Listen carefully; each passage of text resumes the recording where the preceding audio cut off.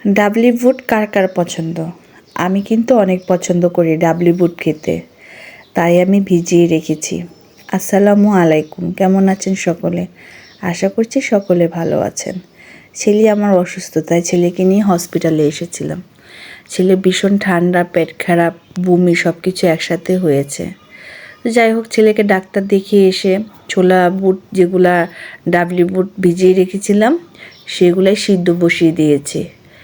তো আমি সিদ্ধ বসানো শেষে আমি এগুলাকে পেঁয়াজ কুচি, মরিচ কুচি, টমেটো, আদা রসুন সব দিয়ে ভেজে নিয়েছি।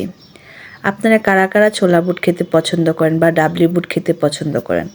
আমি আবার ছোলা বুট থেকে এই ডাবলি বুটটা খেতে অনেক পছন্দ করি।